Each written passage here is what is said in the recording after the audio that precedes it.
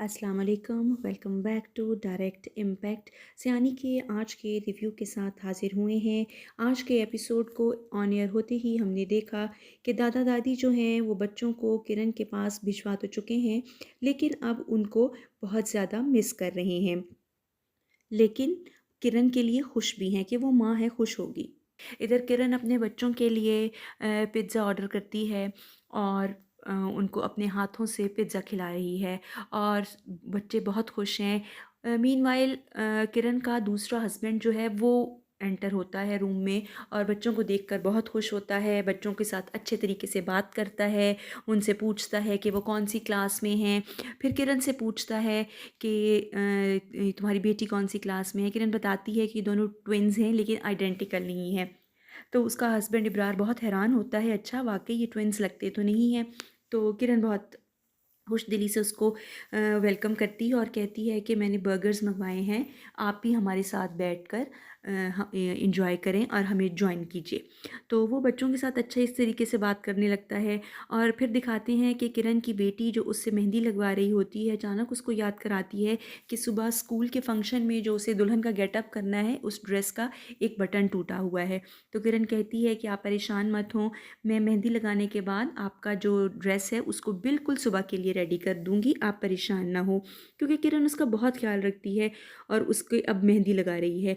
तभी वहाँ पे ज़ुहैब की एंट्री होती है और वो देखता है कि मेरे इस तरह के सलूक के बावजूद भी किरण का नवीन के साथ रवैया नहीं तब्दील हुआ, वो उससे उसी अपनाइयत और मोहब्बत के साथ पेश आ रही है। वो अंदर आके पूछता है कि किस चीज़ की तैयारी हो रही है। तो उजाला कहती है नवीन अपने बाबा को बताइए कि आप सुबह स्कूल में दुल्हन का गेटअप कर रही हैं। तो फिर नवीन बताती है कि मैं सुबह एक फैंसी ड्रेस में दुल्हन बनूंगी और अपनी मम्मा की तरह बहुत ब्यूटीफुल लगूंगी। तो ज़ुहैब कहता है कि आप और आपकी मामा दोनों ही बहुत ब्यूटीफुल हैं। उजाला बहुत हैरान होके ज़ुहैब की तरफ देखती है और हैरान होती है कि उसने उसके बारे में ज़िक्र किया, उसका नाम लिया और फिर अपनी बेटी को मुखातिब करके कहती है कि मेहंदी के मुकम्मल होने के बाद अपने हाथ को स्ट्रेच करके रखे, उसको बंद मत करे वरना मेहंदी ख़राब हो जाएगी। तभी ज़ुहैब सोचता है कि वो भी कितना अच्छा टाइम था जब वो और उजाला हंसी खुशी रह रहे थे और एक दूसरे से हंस के बात करते थे। वो गुज़रे हुए खूबसूरत लम्हात उसको याद आते हैं। फिर दिखाते हैं कि उजाला और उसकी बेटी फिर से याद कर रहे हैं कि वो सुबह के लिए ड्रेस को बटन लगाना है और एक दूसरे के साथ बड़ी अच्छी गुफ्तगू चल रही है। तो तभी नौकरानी आके बताती है कि अज़लान जो उजाला का अपना बेटा है वो रो रहा है। तो वो नौकरानी से कहती है कि मैं मेहंदी लगा के ही आऊँगी, तुम उसे संभाल लो। ज़ुहैब जाता है और बच्चे को संभालता है। जब उजाला फ़ारिग होके अपने बच्चे को संभालने जाती है तो उसको याद आता है कि ज़ुहैब जो था वो किसी वक्त उससे कितनी लगावट का इज़हार करता था और इस वाक़े से पहले उसके हुस्न की भी बहुत तारीफ़ करता था। लेकिन अब जब से नवीन की किडनैपिंग का मसला खड़ा हुआ है, तब से उसने कितना बुरा सलूक उसके साथ शुरू किया, सारे घर वालों के सामने उसकी इंसल्ट की, उस पे बार-बार शक किया कि शायद इसकी किडनैपिंग के पीछे उजाला का ही हाथ है और अगर वो उसको सँभाल नहीं सकती थी तो वो उसको मॉल क्यों लेके गई थी। उजाला इन सभी सोचों में घिरी हुई है, तभी वहाँ पे ज़ुहैब आता है और देखता है कि उजाला बहुत परेशान है। अपने बच्चे की तरफ देखता है और उससे पूछता है कि तुम मुझे माफ़ कर दो, मैं अपने रवैये पे शर्मिंदा हूँ, मुझे अफ़सोस है कि मैंने तुम पे तुम्हारी ममता पे शक किया।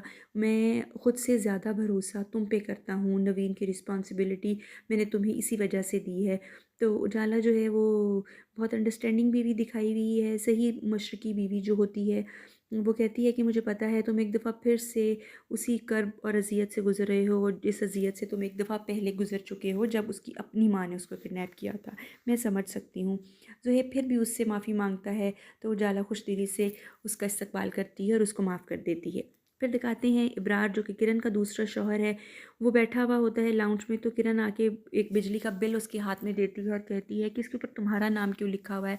तो वो कहता है कि कोई फ़र्क नहीं पड़ता नाम मेरा हो या तुम्हारा हो, लेकिन किरण एक चालाक औरत है, समझ आती है कि जब घर की मलकियत चेंज होती है तो बिल के ऊपर भी मलकियत रखने वाले का ही नाम आता है। तो वो कहता है तुम जाके देखो लॉकर में पड़े-पड़े कहीं कागज़ात पे मेरी मलकियत तो नहीं आ गई अब।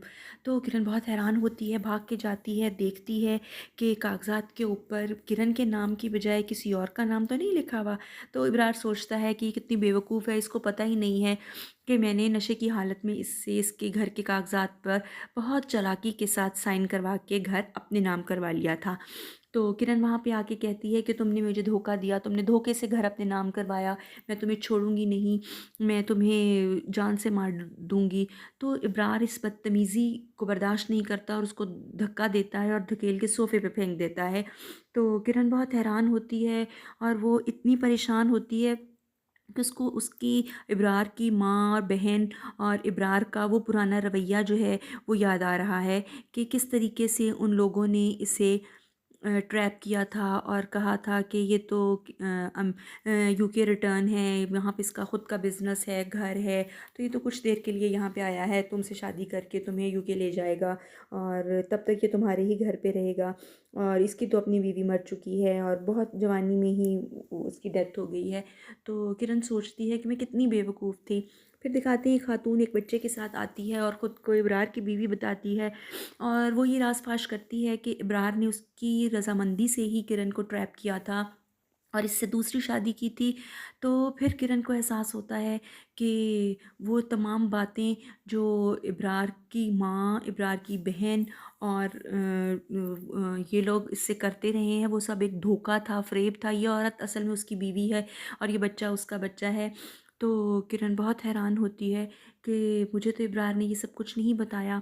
उसे याद आता है कि उसकी माँ ने खुद उसे कहा था कि उसकी बीवी मर चुकी है। इब्रार ने कहा था कि मैं तो अब दूसरी शादी नहीं करूँगा, मैं अपनी बीवी को भूल नहीं पा रहा और उसकी बहन जो है वो इन सब चीज़ों में बराबर की शरीक होती है। बहरहाल किरण को अब समझ आ गई है कि उसके साथ धोखा हो चुका है और उसका सब कुछ जो है वो लूट चुके हैं। ये थी आज की किस्त। अगले एपिसोड के साथ फिर से हाज़िर होंगे। अल्लाह हाफ़िज़।